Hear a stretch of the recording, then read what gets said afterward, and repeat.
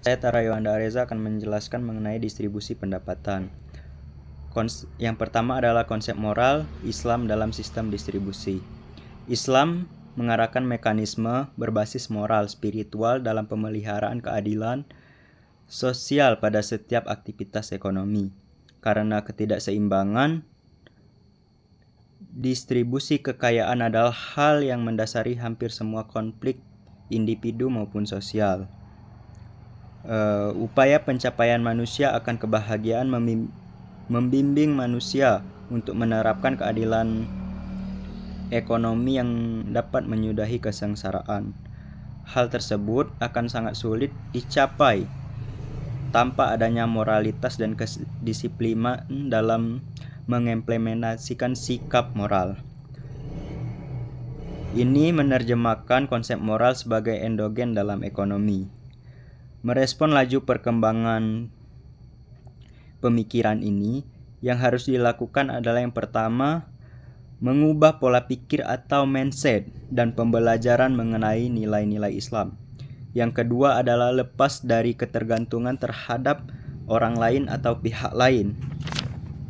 Selanjutnya adalah distribusi pendapatan.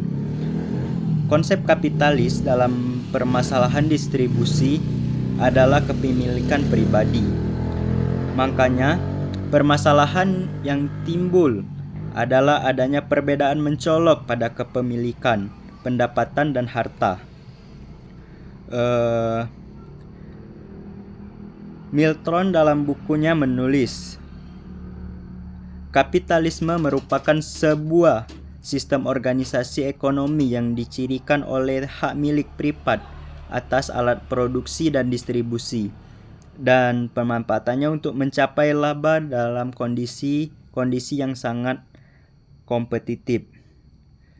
Proses distribusi dalam Islam sendiri mengalami banyak hal yang berkaitan dengan moral endogen, signifikansi, dan batasan-batasan tertentu. Di antaranya yang pertama adalah sebagai utilitarisme, yang kedua sebagai uberatarian dan maksim. Yang ketiga adalah sistem redistribusi diarahkan untuk berlaku sebagai faktor pengurang dari adanya pihak yang merasa dalam keadaan merugi ataupun gagal. Dan yang terakhir, mekanisme redistribusi berlaku istimewa. Selanjutnya, distribusi dalam konteks rumah tangga.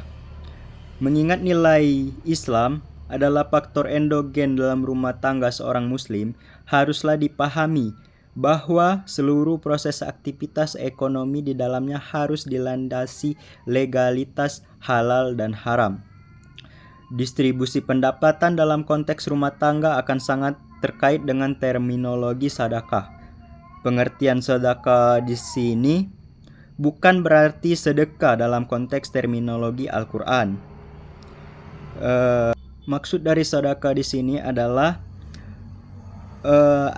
instrumen distribusi pendapatan yang berbasis kewajiban. Adapun instrumen yang pertama adalah instrumen sedekah wajibah, yang berarti wajib dan khusus dikarenakan seorang muslim. Adalah yang pertama narakah, zakat, udhiyah, warisan. Instrumen yang kedua adalah sedekah nafilah atau sunnah dan khusus untuk orang muslim, seperti infak, akikah, wakaf, wasiat. Dan instrumen yang ketiga adalah hudud, seperti kafarat, dam, dan nuzur. Selanjutnya adalah distribusi pendapatan dalam konteks negara. Prinsip-prinsip ekonomi yang dibangun di atas nilai moral Islam mencarangkan kepentingan distribusi pendapatan secara adil.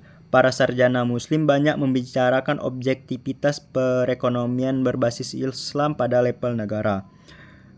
Penjaminan level minimum kehidupan bangsa bagi mereka yang berpendapatan di bawah pemenuhan kebutuhan dasar, Negara wajib untuk meningkatkan kesejahteraan materi bagi lingkungan sosial maupun individu dengan pemanfaatan atas sumber daya yang ada.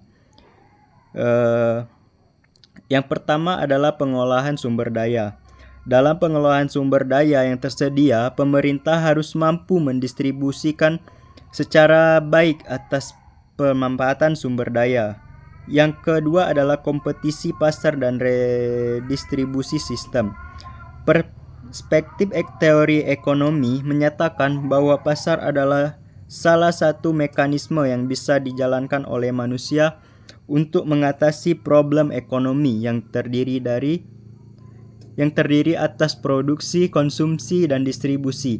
Alternatif solusi yang mencuat dalam sejarah problem ekonomi adalah mekanisme pasar, tradisi, dan ekonomi terpimpin. Selanjutnya adalah model ekonomi politik. Para ekonom Muslim sudah mengilustrasikan secara jelas bahwa sejarah Islam memiliki orientasi dan model kebijakan ekonomi tersendiri.